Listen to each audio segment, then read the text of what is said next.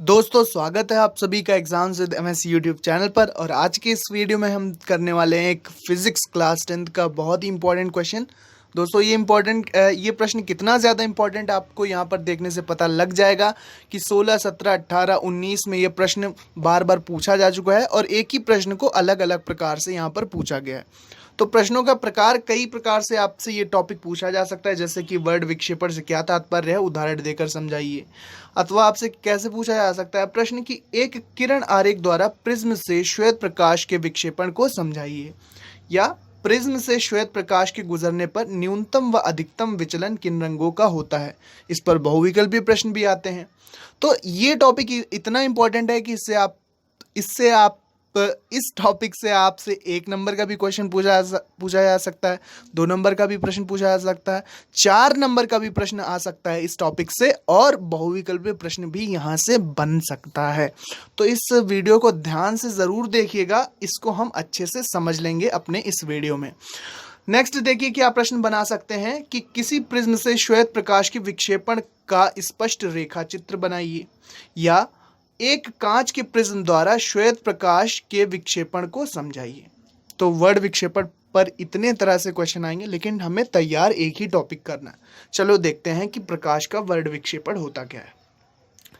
तो यहाँ पर आप पढ़ पा रहे होंगे, आपकी स्क्रीन पर है कि जब सूर्य के प्रकाश की संकीर्ण प्रकाश पुंज को, यानी कि एक किरण को, सूर्य के प्रकाश की एक किरण को प्रिज्म हम जानते हैं कि कांच का बना होता है। प्रिज्म एक ऑप्टिकल डिवाइस कह सकते हैं हम। ये एक ऑप्टिकल डिवाइस होती है, कुछ इस तरह की त्रिभुज आकार की होती है, और ये सॉलिड होती है। जो प्रिज्म होता है वो सॉलिड एक गुटके के आकार का होता है, त्रिभुजाकार गुटके के आकार का। उम्मीद करते हैं कि आपने ये अपने कॉलेज की प्रयोगशाला में, अपने कॉलेज की फिजिक्स लैब में इसको ज़रूर देखा होगा। अगर नहीं देखा है तो आप गूगल करके इसकी इमेज ज़रूर देखना एक बार कि प्रिज्म दिखता कैसा है। तो जब प्रकाश की एक पतली किरण संकीर्ण प्रकाश पुंज, जो वर्ड यूज़ किया गया है तो वो एक प्रकाश की किरण के लिए यूज़ किया गया है। संकीर्ण प्रकाश पुंज को प्रिज्म के एक फलक पर डाला जाता है। तो प्रिज्म कुछ इस तरह से होता है, तो ये इसका एक फलक कहलाएगा। दूसरा फलक इसका ये हो गया।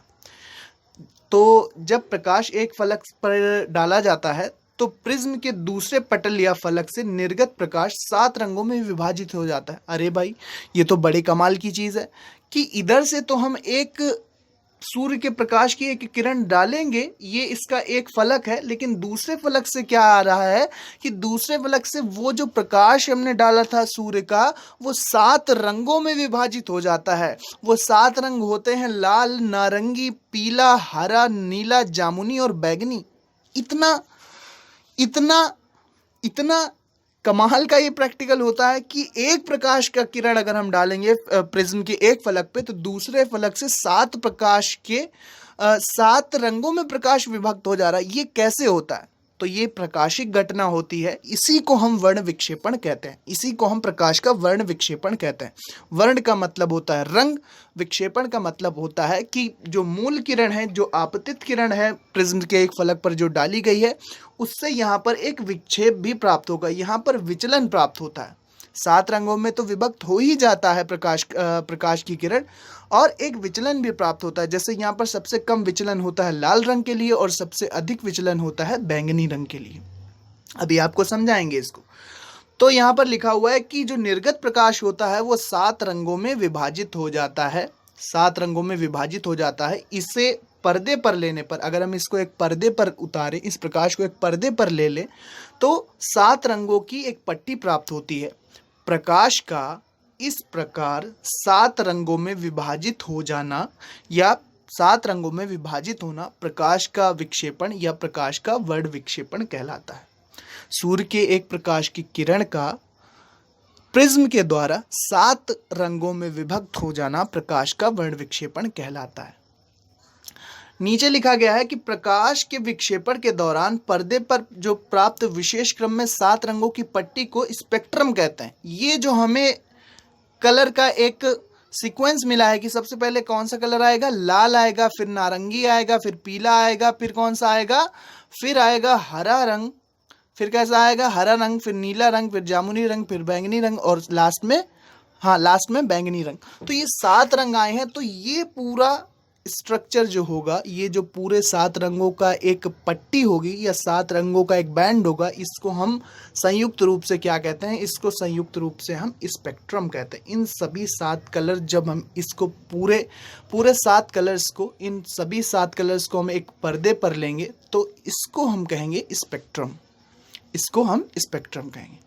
तो प्रकाश का वर्ड विक्षेपण चित्र भी आपसे बनाने को कह सकते हैं कि प्रकाश के वर्ड विक्षेपण को चित्र सहित समझाओ। तो चित्र सिंपल है, प्रिज्म बनाएंगे हम त्रिभुजाकार, सॉलिड डिवाइस होती है, सॉलिड ऑप्टिकल डिवाइस होती है, कांच की बनी होती है। सूर्य का प्रकाश एक तरफ से पड़ेगा और दूसरी तरफ क्या होगा कि वो 7 रंगों में विभक्त हो जाएगा। बस आपको ये सीक्वेंस पता होना चाहिए कि पहले लाल होता है, फिर नारंगी होता है, फिर पीला होता है, फिर हरा, नीला, जामुनी और फिर बैगनी होता है। तो इसको याद करने के लिए हम क्या करेंगे? इसको याद करने के लिए एक फॉर्मूला होता है। यहाँ पर आप देखेंगे जो श्वेत प्रकाश है, जो नॉर्मल सनलाइट है, उसको हम श्वेत प्रकाश भी कह देते हैं।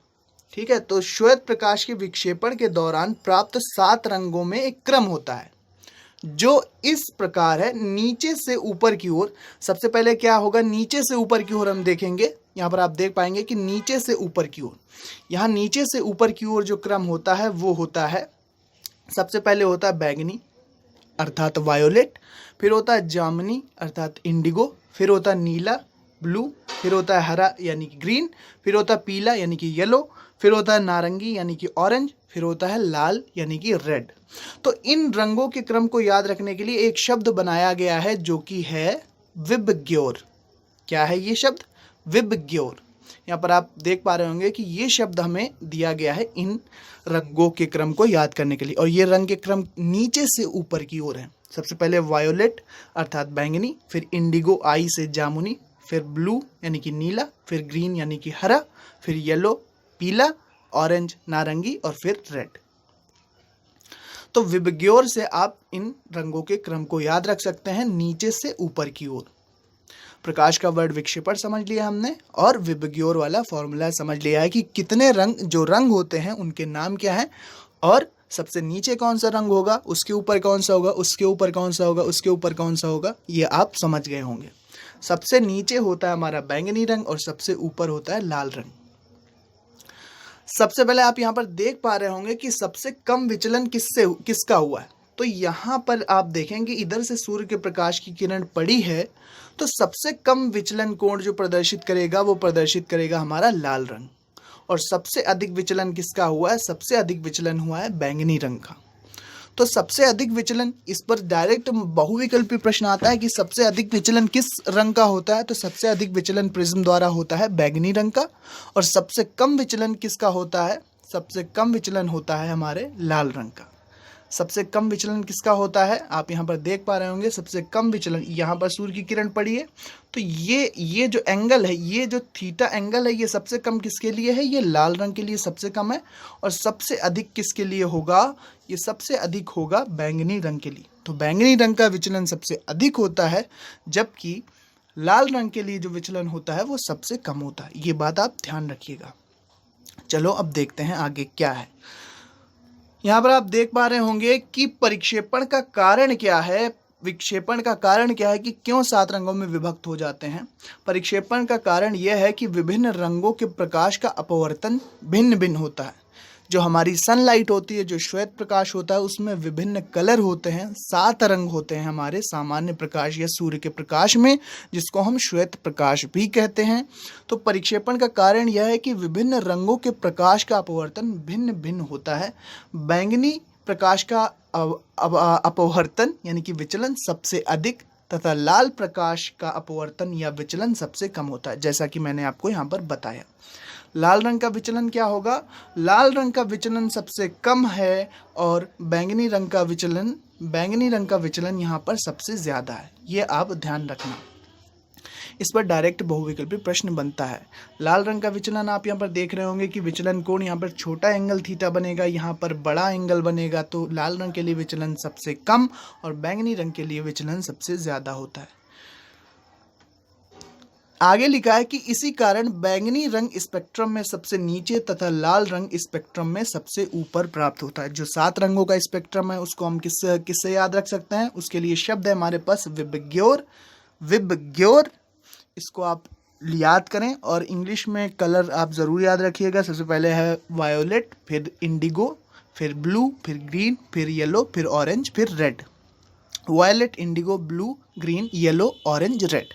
तो ये क्रम होता है प्रिज्म से जो प्रकाश का वर्ण विक्षेपण होता है, जो हमें श्वेत प्रकाश से प्रिज्म 7 रंगों का जो स्पेक्ट्रम प्राप्त होता है, उसमें सबसे नीचे आता है हमारा बैंगनी कलर, फिर आता है जामुनी, फिर आता है नीला, फिर आता है हरा, फिर आता है पीला, फिर आता है नारंगी और फिर आता है लाल।